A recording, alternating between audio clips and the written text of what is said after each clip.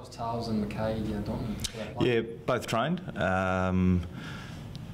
Both travel well. So yeah, we'd expect they're available for selection. Yep.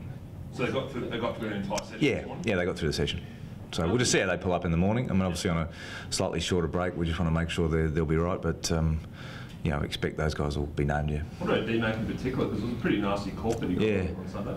Yeah, and those things can. He sort of on Sunday he was travelling okay. He was probably just his loss of a little bit of power. So once the swelling's gone down, he's able to get up and move quite freely this morning. So we just need to make sure he pulls up fine tomorrow and take it from there. We've still got a couple of days to the game. And what about Towles with that groin? Obviously he came off late in the game, but just more as a precaution there? Yeah, it was more precaution than anything else. So he got through the game. He could have finished the game if we'd needed him to last week. So and he trained today, so yes, he's fine. Did Andy, so just check, did Andy Otten train this morning? Yeah, he trained. Yep.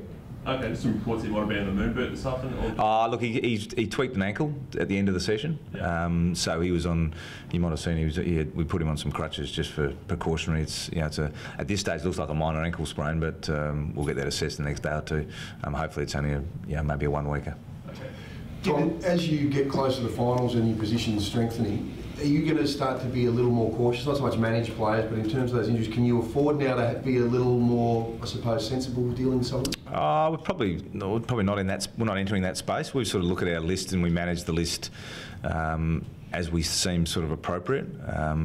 Probably, again, it's like every side being the same. If a guy's not right, he won't play. But I'm probably more a believer in continuing on. If guys are in good form, keeping them playing good footy, and certainly the side the same. So if there's a situation where the risk's too great, like we had with Brad and say, clearly with Eddie 2 weeks ago, they don't play. But if they're available and they're ready to go, then we'll play them. How happy have you been with the coverage you've got? I mean, it seems like we're in here every week talking about someone who's in doubt, and sometimes they're in, sometimes they're out, but the blokes that have come up, How happy have you been with the depth this year?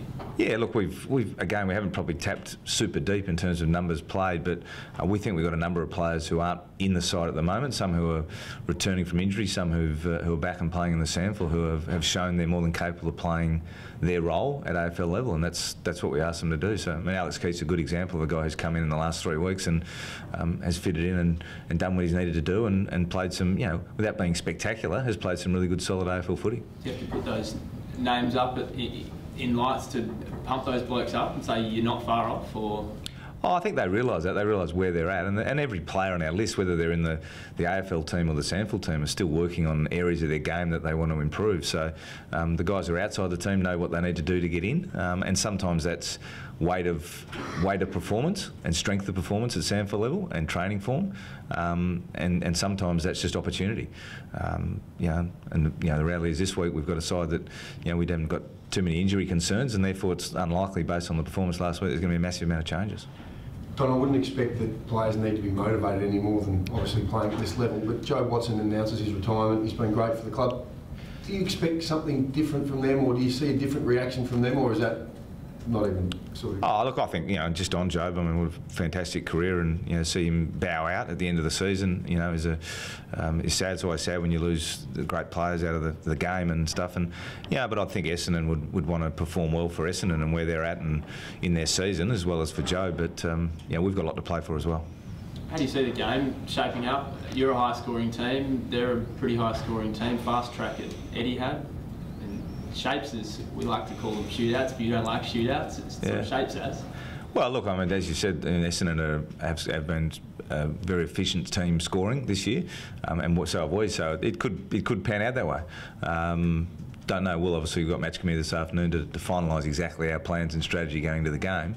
But we respect, they're a dangerous side. They've sort of won 4 of their last 5. They play fast, sort of aggressive footy, which creates some challenges for us as an opposition. So we'll address that and play accordingly. How comforting is it for you knowing though that your team can outscore, everyone at the moment?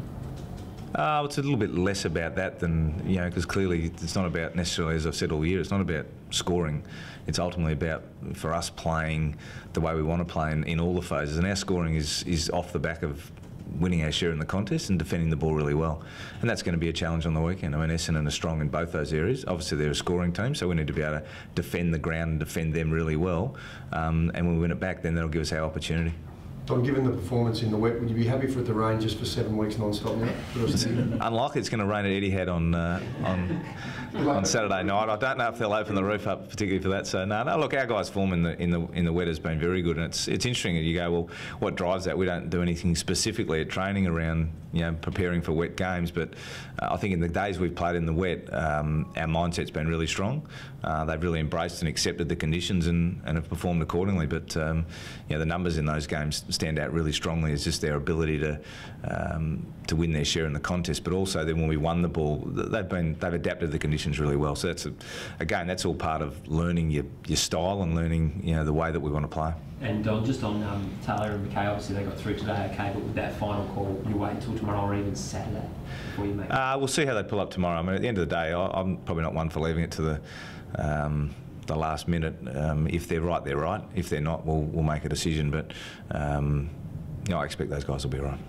Can you leave it that late with, obviously you travel to Melbourne tomorrow, take probably one emergency, I'm assuming maybe two. Can you sort of leave it that late, or do you sort of have to make a call? We can leave it till probably. I mean, Melbourne's probably a bit easier than some of the other places we've been to. I mean, Darwin was a bit of a challenge because we obviously had, it's a longer haul and it's rarer flights. If we had a guy wake up Saturday morning who's crook, for instance, we can get someone across there. So we'll probably take the one emergency, which is normal for us, and assess from there. But we'll know.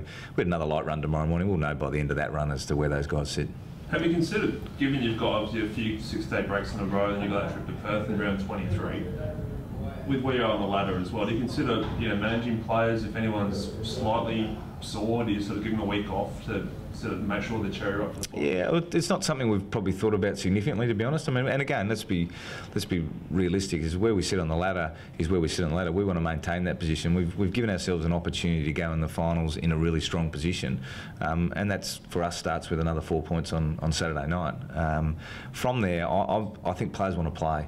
The reality of the system at the moment is there's a bye between the last game and the first final, and the challenge is if we start getting too cute and trying to overmanage it, and we've seen it, as recently as our Collingwood game, whereby if players get out of the sync of training and playing, it's sometimes hard to get back and going again, or it takes a little time.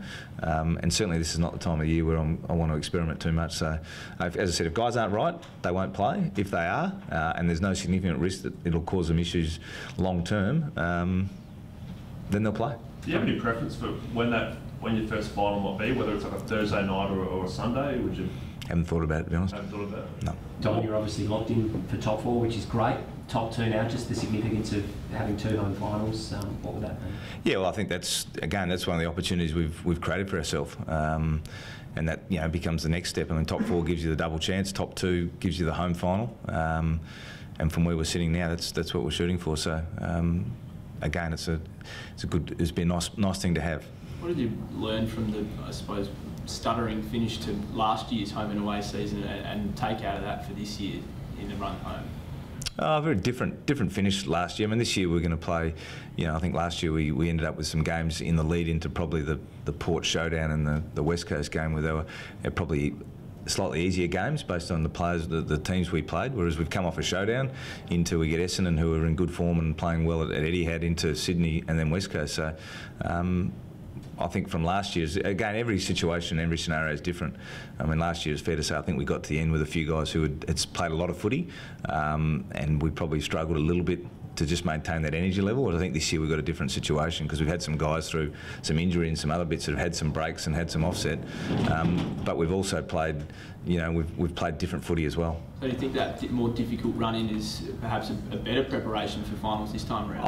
I think for us it's more our ability to continue to play the way we want to play and learn from the experiences where we have and we haven't. And as I keep saying to you guys, I mean, every week, whether we win or we lose or we draw, as was recently, you learn something about yourself, about your style, about the team, about the individuals, about how they connect. And so for me, it's just a continuation of that, and the games then come and go a little bit, but it's a matter of what have we learned. And from last year, we've learned so much more about ourselves as a group, so it's hard to really go back and place a parallel on last year. It's like, we sort of tend to reflect back briefly, and then we move forward. Was there anyone from the 22 from last week that didn't train fully this morning? Like just asking about Charlie Cameron, Riley Knight, those guys are all. Cameron's good to go? No, all trained. Okay.